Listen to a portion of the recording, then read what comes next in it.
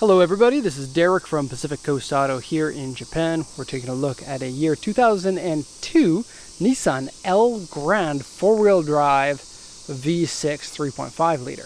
Now this one here is a little bit special because this is my first time checking out one of these Elgrands. I absolutely love these. They were super popular when I first moved to Japan in 2006, and they were probably one of the vehicles that really shocked me the most because of how they look compared to everything else. They are so manly, and they just don't have them back in Canada. Now the third generation, I guess this is the second generation Elgrand. The fourth generation Elgrand is currently the Nissan Quest, but the styling is very different between the current Elgrand and the current Nissan Quest. And other features inside and outside of the car are slightly different as well. They do run on the same platform though. Okay, so the engine is a VQ35DE engine, which is also the same as in the G35 or the Nissan Fairlady 350Z. And so it is a common engine. It's a chain drive, twin cam V6. Pretty reliable. I think suited to the vehicle pretty well. It puts out a decent amount of power from the 3.5. I think it's 280 horsepower or so. It might be a little bit less in the van. And for this review, we'll do inside, outside, all around, and compare it to the auction sheet. This one here, bought from auction in Japan, exported to Canada. Okay, so first off, the engine doesn't really have anything remarkable to say. The oil and the coolant look to be in fairly normal condition. Lower the hood. Very tiny hood, and you can't see very much of the engine. You'll have to get at it from the underside. Okay, amazing looks of these. They are so in your face. There's this one, which is the Elgrand, and then 2 years later, Toyota came out with their version of the man van called the Alphard. I like both of them quite a bit, so yeah. Let's see here. Auction sheet, 2002 Elgrand Highway Star four-wheel drive.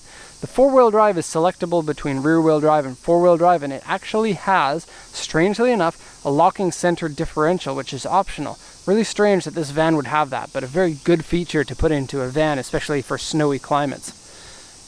Auction grade 4, interior is C, exterior is B, 80,020 kilometers. Have to say the condition of this one's a big thumbs up for being 80,000 kilometers.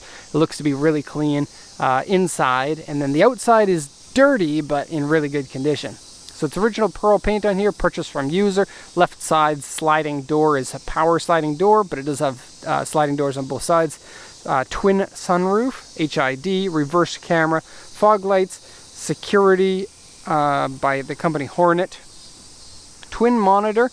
I don't know what they're talking about with twin monitor there. It does have a really cool monitor system inside, but it's only one monitor, as far as I can tell. Original Navi and twin monitor, they wrote again. Okay. Remote control comes with it for the AC and the Navi. And here's the report from the auction inspector. Windshield rock chip, interior scratched and dirty, seat wear, steering wheel peeling. It's actually discolored, not peeling. It's very strange. Underside surface rust, doesn't look bad at all. And headlights faded. In fact, the headlight fade might be one of the worst parts about it, because the headlights are such a crazy part of this vehicle. They're huge, and faded headlights kind of suck. They do look really awesome when they're not faded, but those can be polished up. This one here is faded a little bit more. But yeah, those can be polished. And pardon me, the cicadas, they are super noisy. I've kind of tuned it out already, but I know when I watch the video it's going to be very apparent. Okay, so body, you can see only mild scratches and dents everywhere on it. I'll show you the two areas where there's damage that I could find. Little scuff there at the corner. And little scuff there at the corner. Now if you're standing up, you can't see it. If you step back, then you can see it. It's minor. I mean, it's a big vehicle, and there's not any damage anywhere else, so pretty crazy. So let's do once a round of it. I swear there are hundreds of thousands of these on the road, and so now that they are old enough to go to Canada, I don't see why more people aren't importing them. I think they're great value for money. They're really big inside. You know, I haven't been in an American minivan really ever. I've been in an Aerostar, which is kind of before they got really big. So I don't know how this would compare to What's the Nissan? I know there's the Nissan Quest, but back in 2002, what was it called? Nissan Sienna or something? Or is that a Toyota? Don't know. I've been away from Canada for too long. But, I mean, it's boxy proportions, but still modern looks. And the boxy proportions give you better room inside. Okay, so let's have a, where are we going to look first? Interior here. So here's driver's section. Something very strange. We got giant doors here. Very nice. But getting in, you actually don't have a lot of room to get in. Because the dashboard comes out really far here. And the seat, strangely enough, is tucked behind the B-pillar. Now that's great for an accident because you have a lot of structure here between you and another car. But it is a little bit strange. It doesn't feel weird getting in. Just if you take a look at it, it does feel weird. These seats are, I guess, half fake leather. They have some discoloration there, but you can dye that back with leather dye. The rest of the seat is in great condition. The passenger seat has a scratch on the inside bolster. Kind of a weird place for a scratch to be. Right there. And then both front seats have armrests and a really wide walk-through area to get from the front to the back. That's very important if you're a minivan owner because your kids are going to need a smack sometimes and you're going to need to be able to get back there quickly to go deliver justice. Okay, steering wheel. Here's the discoloration, which is kind of I don't know. It's almost like the dye from the leather, and it is leather, came off in that section there. And this is just the color of the leather underneath. Okay. The gauges, at first I was like, oh, those are so boring and so not modern. The Alphard has way more modern looking gauges, but it doesn't really bother me after I've seen it for a while. I don't know why. It is different. But the gauge binnacle itself is pretty modern looking. It curves. And then this one here is kind of cool. I don't know why it does this. You can set the navigation screen toward you, which is cool, but I don't know if I would ever do that. Okay, and then you have buttons here for volume is here, telephone, mode, voice activation, don't know. Power sliding door here, and then there's a 100-volt plug-in that you can turn on and off here. Folding mirrors, which do their folding business as standard as you can imagine. Boop. Okay, you can see right here that it's in rear-wheel drive mode, and so you can do auto, and when you press auto, it puts it into the four-wheel drive there. You press the lock button, and you have your locking center diff. So I'm going to put it back in two-wheel drive. You'll get better fuel economy that way. Power and snow modes, pretty standard. Okay, now this monitor, I believe you can hook up to play DVDs in it. There is a flip-down monitor up here, but I can't figure out how to get it to flip down. So you might have to actually put in a DVD and then it'll flip down, or you have to be smarter than I am. Don't know. Select your own gears so you can drive it like you want to drive a Fairlady. Pretty cool. It has the Fairlady's engine in it. Navigation buttons here, dual zone climate control. You just spin this to set your temperature, and you can see it on the screen. The AC works, but it's not super cold. It probably could use a little bit of servicing. And this is kind of weird here. Look, it's like, oh, here's the ashtray. Nope, ashtray and place for your cups to go.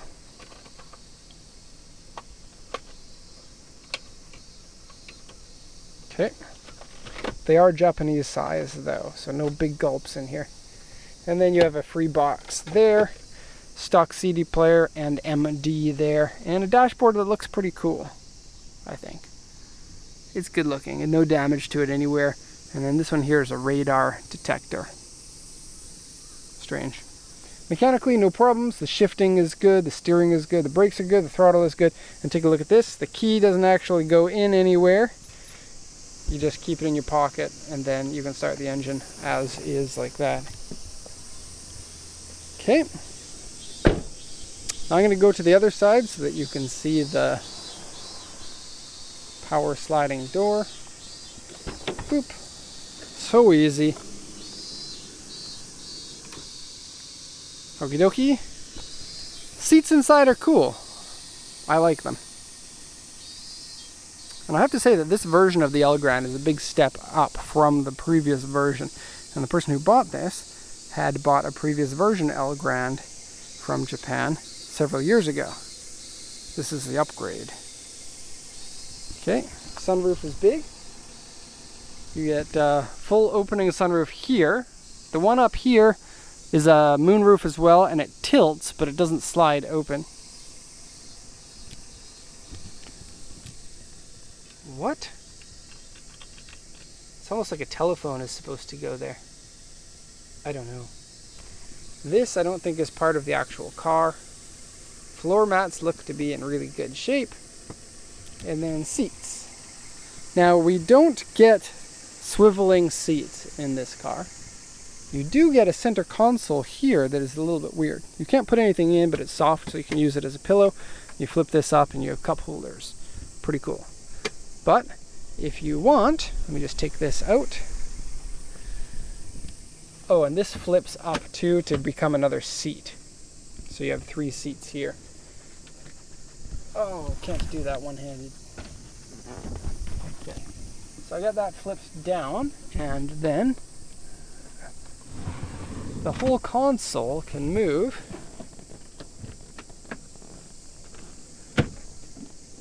And your seat moves too, but the seatbelt doesn't come with it.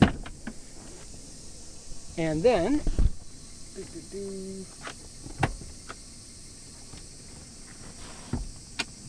now I don't know why you can do this, but you can. It might have something to do with converting it into a bed, but I don't know if these seats can convert into a bed. I would say probably yes, but I don't know for sure. But you can do that. Up we go. And then, hello center console. Strangely, this is as far forward as it goes, I believe. Yes, it is. Can you sit there while driving? Maybe. No seatbelt though. Okay. And then this center console can also go into the back to be used in the back too. So it has the rails that go all the way to the back. But we're going to leave it there for now. Cup holders in the door there, as well as ashtray. These windows don't open with power. They push out. And then the back ones also push out too, but they push out by power. Kind of a weird choice there. Move this forward so I can go into the back. And so the back has the original dealer's plastic bits here so that those areas don't get scratched. Kind of cool there. You get AC vents up there and up there, and a huge dome light right there. What's this? Oh, dimness and brightness. Oh, fun. Okay, here's your open and close. I don't know how to do it. I think it's probably locked from the front. Oh, there we go. So this one works. I think the one on the other side might not work. See? Nothing, that's weird. Okay, now in here has 2 cup holders, or 1 cup holder and an ashtray. This one here, 2 cup holders. Okay, these seats that I'm sitting on can slide forward and backward if you want. And now, into the trunk. Oh, but first, take a look. Very nice in here. Very nice. And no smell in this one.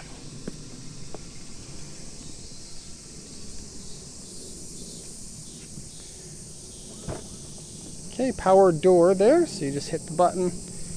And it doesn't open like itself up, but the lock is power. And you see you have just a little bit of room here in the back. The seats pushed in the far back position. You can move them forward if you need. And then these seats are also the flip against the side style, so that you don't have to remove the seats if you need more room in the back. Cargo net here, and really cool, subwoofer. Okay, and also a place for your that stuff. Close the trunk. Close the door. Boop. So easy. And that's going to be it for Nissan Elgrand walk around. So I hope you enjoyed this one. If you have any questions, post them in the comments section or send us an email. You can check out our website. There's a link to that in the description. So thanks a lot for watching and have a nice day.